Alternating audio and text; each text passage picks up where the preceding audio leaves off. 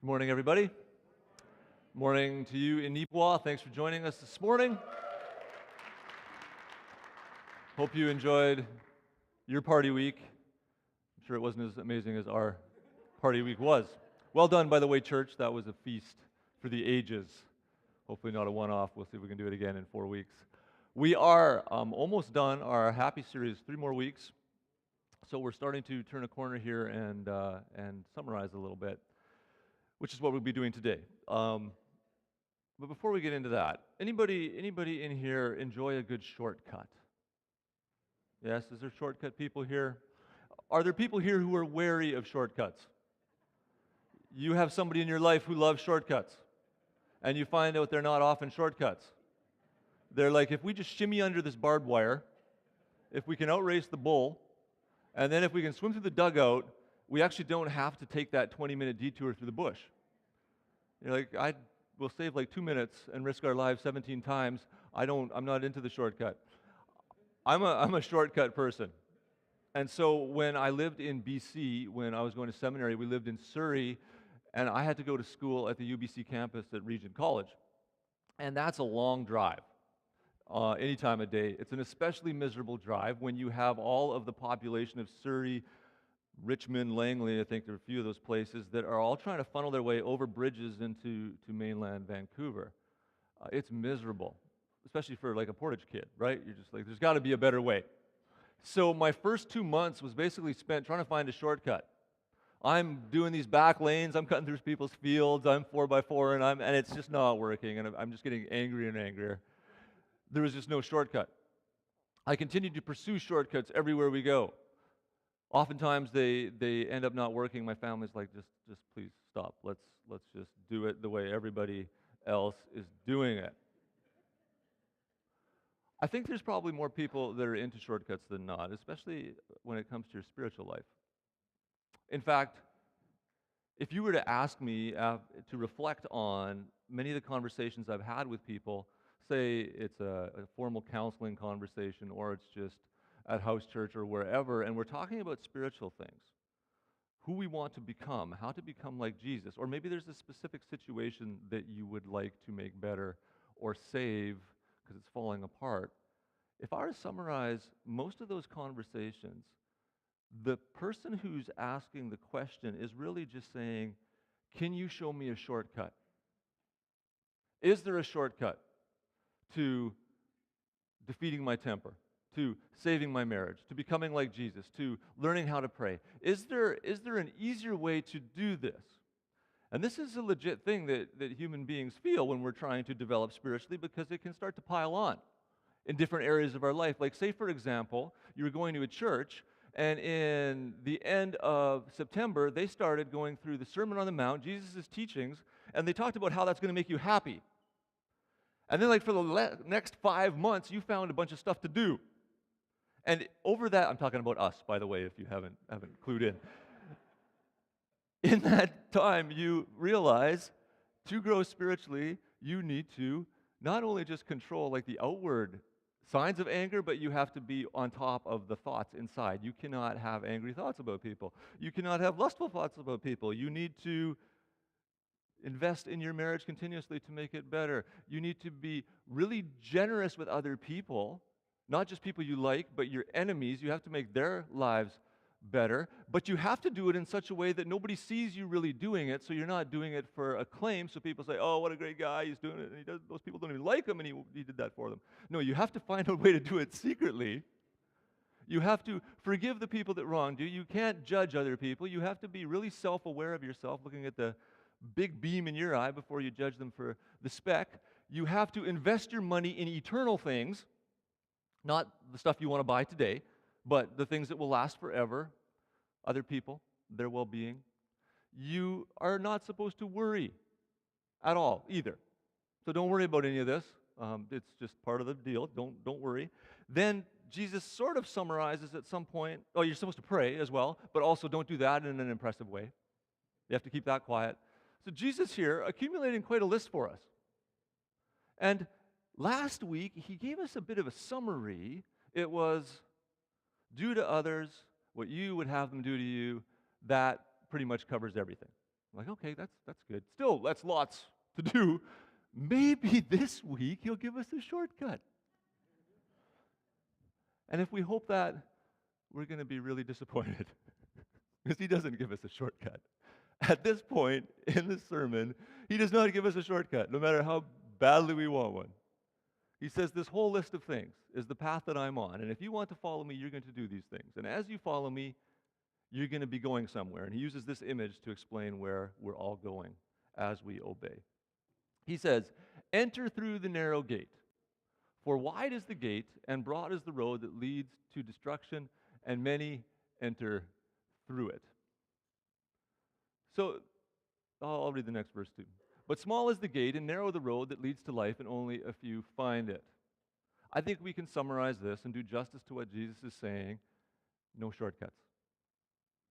This is actually how it is. That's why so few people do it, because everybody wants a shortcut, but there are no shortcuts. There is only the narrow gate, and a lot of people don't bother doing all of these things that we've just talked about or trying to become the kind of person, and they don't find that road that leads to life. Now, you might be aware of your tendency to want to take a shortcut, but you might not be. And Jesus, talking to people here, knows that his listeners always want to find the easier way or the shortcut, much like we do as well. He knows that even after hearing him say, not if many people find this, a lot of people are after shortcuts, not everybody actually does the work or puts the time in to get through this narrow gate, that they still might be able to find a different way through that gate than what he's talking about. And they're going to try and do that in a couple ways. And Jesus heads them off at the pass to make sure they don't do that. And this is where you can see yourself potentially if you're somebody that is looking for a shortcut. People who are looking for shortcuts are going to have two characteristics, and Jesus is going to take us into both of them. The first is they're going to look for teachers that tell them what they want to hear.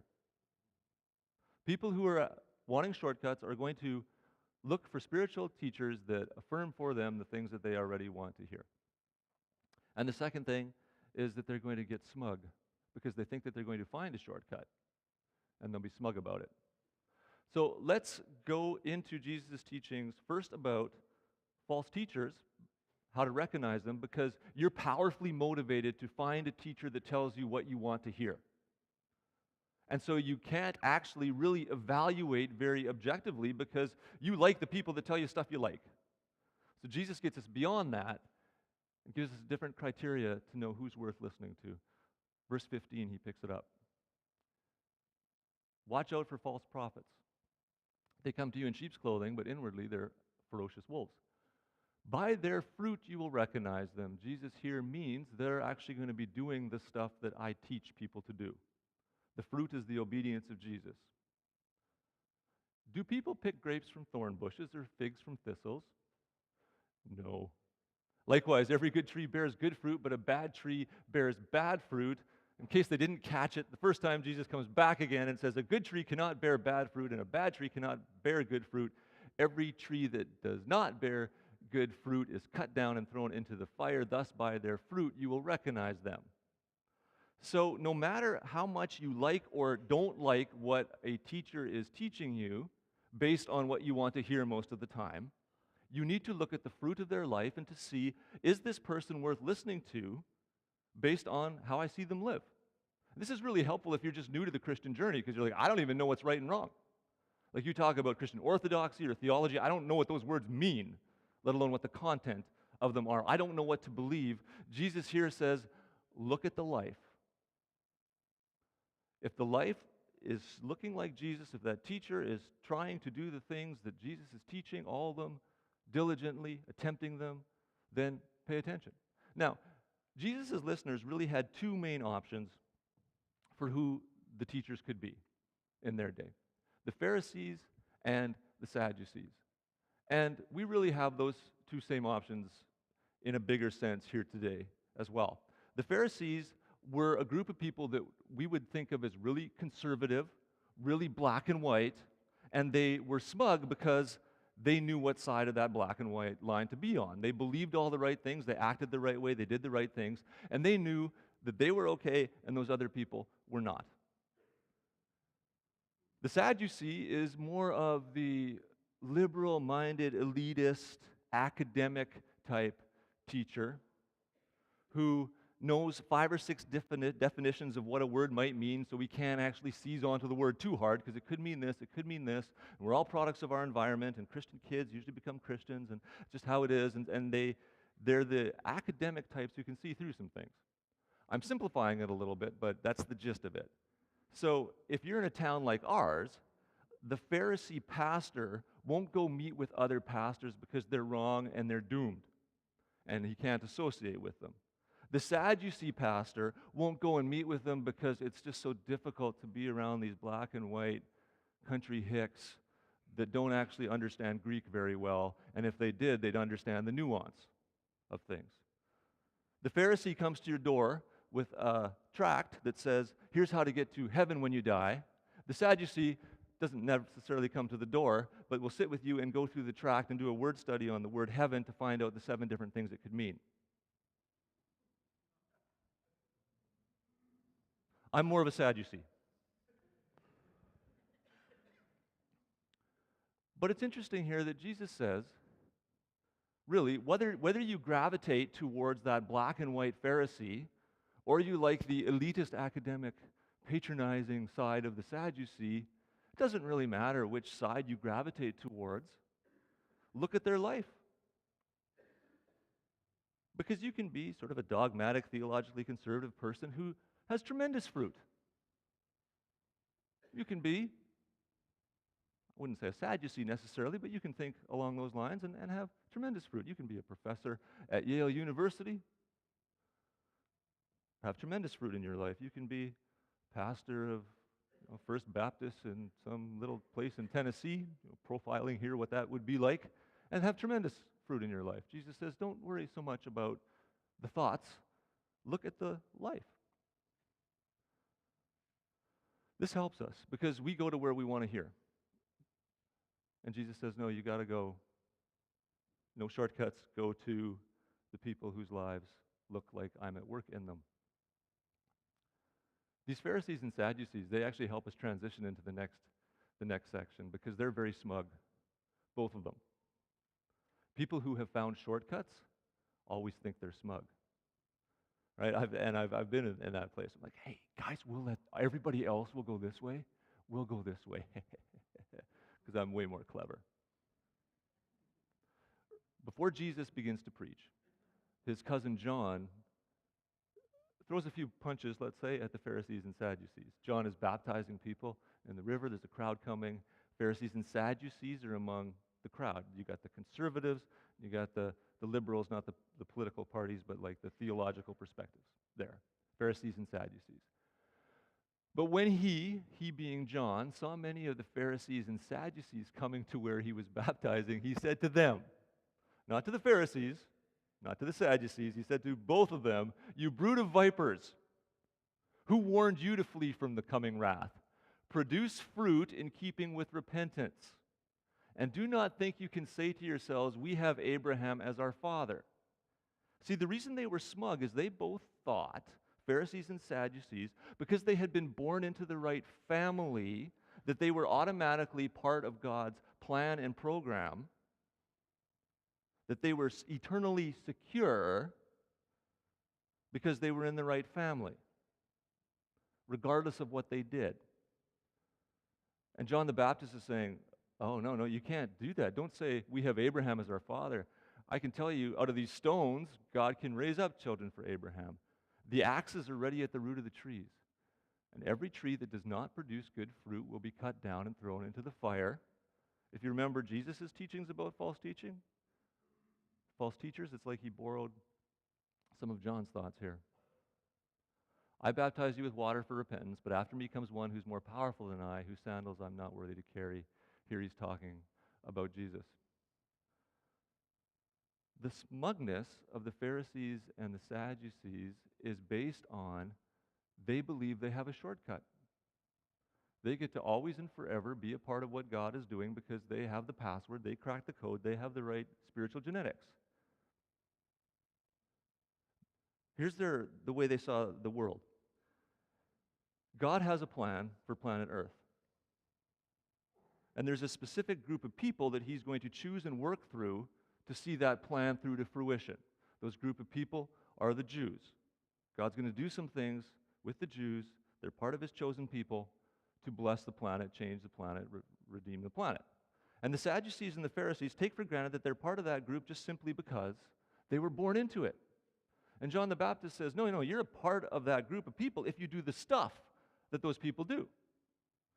You maybe were born into the family, but you're kind of working your way out of the family because you're not doing the stuff the family does. Jesus takes that worldview, but he doesn't say that the people of God are the nation of Israel. The new people of God that are here to redeem the planet are the people that are following Jesus. So you're not, to use the Pharisee-Sadducee mindset, born into that family. Now, to use our Christian mindset, you're born again into that family. And many of us know that Christian phrase that means I've accepted Jesus as my Savior, his death on the cross. I believe that he's the Son of God. And now I'm in that family. And I'm safe. And I'm secure. And I'm smug. Because I found the shortcut. I don't have to do all that stuff. I just have to call him Lord. And I'm good.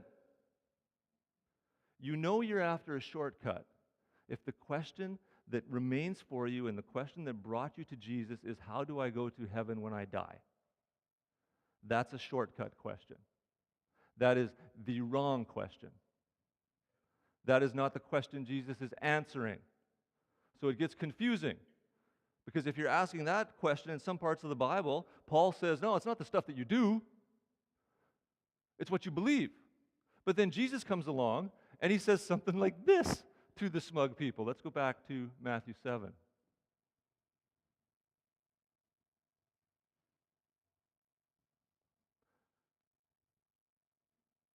Yeah, next verse, 21. Not everyone who says to me, Lord, Lord. Is it there yet? I want you to see it. There it is. Not everyone who says to me, Lord, Lord, will enter the kingdom of heaven. So the Sadducee and the Pharisee says, but my last name is Jewish. I am part of this family. The Christian says, yeah, but at Camp Jubilee in 1982, I went forward and I said the sinner's prayer. I got my shortcut. You're Lord, Lord, good to go. Jesus says, not so fast. Not every smug person who looks for a shortcut says, Lord, Lord, will enter the kingdom of heaven, but only the one who does the will of my Father who is in heaven. It's funny here that Jesus, some of us would call him a false teacher, because he's talking about what we would call works-based salvation. But you're misunderstanding. Salvation is what gets you into that family. That is the free gift. You no longer have to be circumcised to get into that family.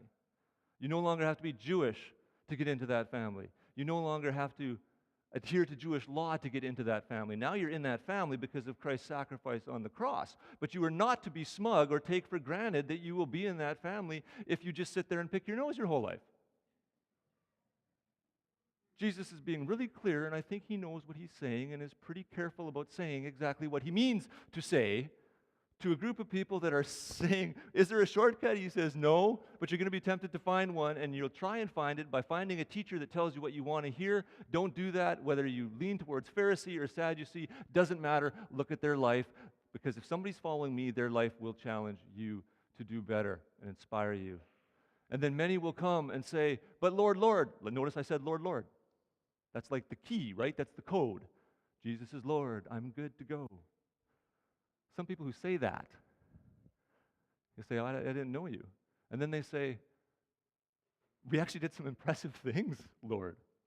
We prophesied in your name. Every few weeks I had a lanyard on, for crying out loud. It said prophecy team. I did soul care. Drove demons out in your name. Did miracles. And he'll say, I never knew you, because you didn't do the will of my Father in heaven, which is the obedience to the Sermon on the Mount. This is kind of slap you in the face, wake up, Jesus going, hey, don't be smug. Don't be smug. Now, there's reasons for that. What does the outside world, looking at Christians, probably hate the most about us? What is the most off-putting thing you can think of? Our smugness, our complacency. Because we got it figured out, and I mean, if we do some good things or if we don't do some good things, that doesn't really matter. We get to go to heaven when we die because, thank you, Lord, Camp Jubilee 1981. Jesus here actually dismantles some of what we cherish the most. So let's take that conservative Pharisee tract that came in my mailbox a couple months ago. It's got a little cartoon. It's got two people on a plane. And there's this one relief worker coming back from overseas somewhere, and they're talking about all the good things they did in their life. They're like, I fed the hungry, I worked for justice, I took care of widows and orphans. It's basically the person saying, I forgave, I lived the Sermon on the Mount. The person next to them in the plane is like, oh, gee whiz, I didn't do any of that. I just got out of jail. I killed a guy. I'm just a real mess. And then somebody comes along with a couple Bibles, and just in time, the ex-con leaves through the Bible, finds the verse, says the sinner's prayer, then the plane crashes. This is a heck of a cartoon. And then these two people are at the judgment seat in front of Jesus. And the one person is saying, Jesus, I did all that stuff. I forgave. I didn't lust. I gave my 3 coats. I had 3 coats. Somebody didn't have a jacket. I gave them a jacket. And kind of goes through all these good deeds. The other person says, I didn't, but like with 8 seconds left as the plane went down, I said, Jesus, you're Lord. Jesus would have problems with that cartoon. Now, I don't think his problem would be this one, not that one. We're not talking about that. We're talking about waking up when we're smugly sound asleep. Because we too like to look at the teachers in the Bible and privilege the parts that make us feel good and not look at the parts that wake us up a little bit. This wakes me up a little bit. I can be a smug Sadducee.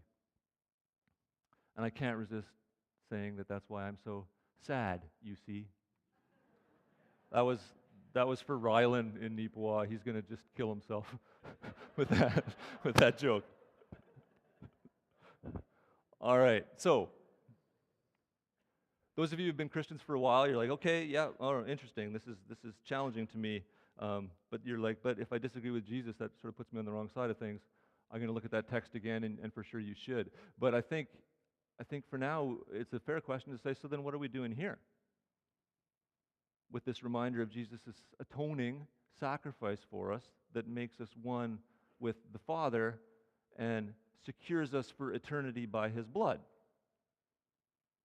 How does that gel with what Jesus is saying here? Well, it gels in a couple ways. First,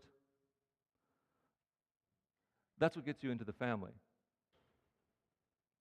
Yes? That's great. That's beautiful. And once you're in that family and you're knowing that you're loved and that God sacrificed for you, Jesus gave himself for you, you're in the family, you never take that for granted. The person who's been authentically saved would never rebel against Jesus saying, now you got to do some stuff. Not for a moment. They would never rebel against that. An authentic mark of their quote-unquote salvation would be that they would be falling all over themselves to please the one that saved them. They would be learning ways to be in touch with his Spirit so that they can better serve him. They would be making a list of the things in the Sermon on the Mount and saying, I'm 6 out of 10 here, I'm 4 out of 10 here, but I want to become like Jesus. See, the question, how do I get to heaven when I die, is the wrong question. The question is, how do I become a part of this family that's working to make planet Earth fulfill God's dreams for it? That's the question, and the answer is, by faith in Jesus, you become part of that family. Done deal. Then the next question is, how do I become like Jesus when I'm in that family? And how do I bring glory to God? all those questions are equally important. The first one's just a shortcut question.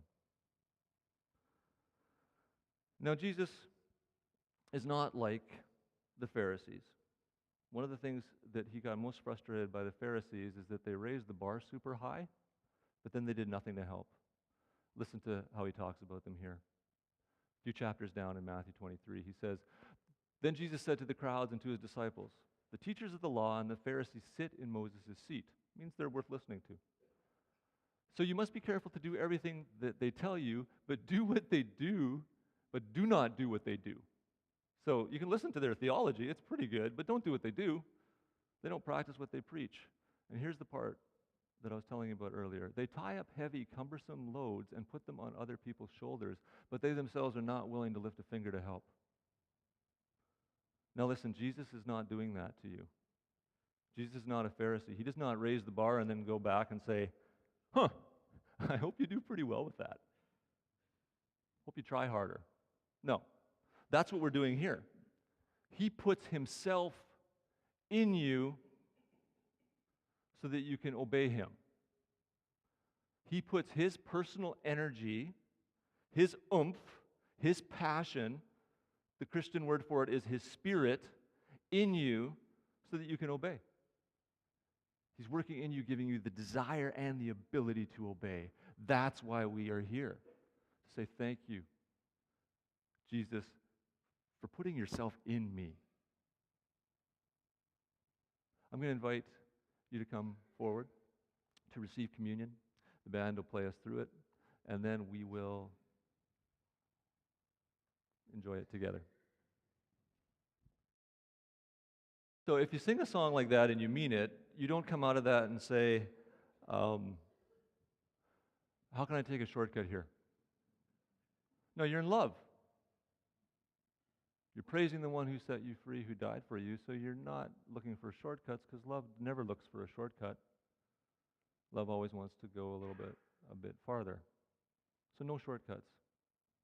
There's no shortcuts because the point isn't to get to heaven when you die. The point is for you to become heaven. The point is for you to become like Jesus, and there's no shortcuts to becoming like Jesus.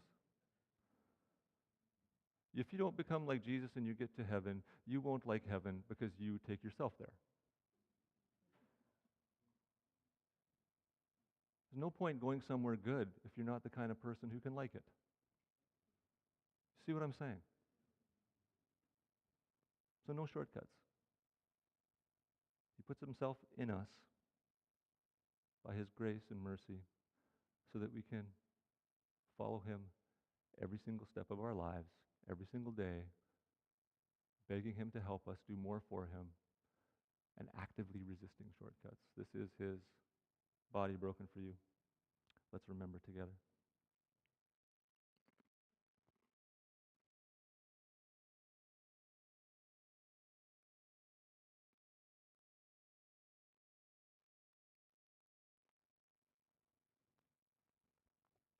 This is his blood poured out for your sins so that you can join the covenant family of God. Let's take together.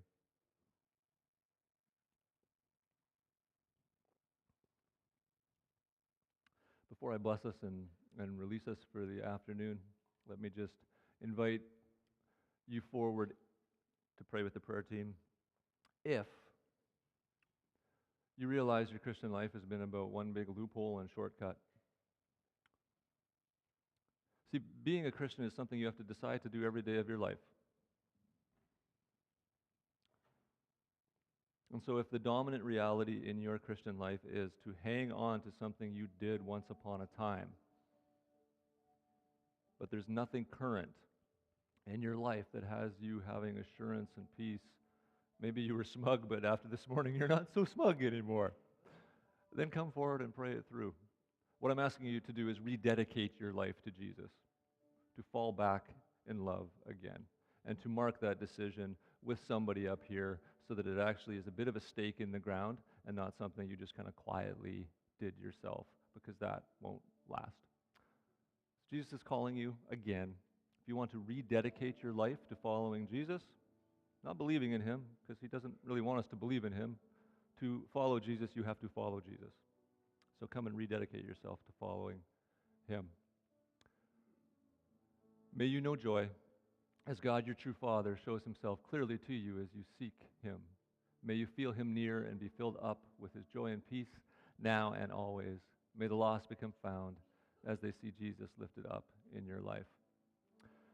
So, right now, if you want to rededicate your life, and the rest of you all, scamper off and have a good afternoon.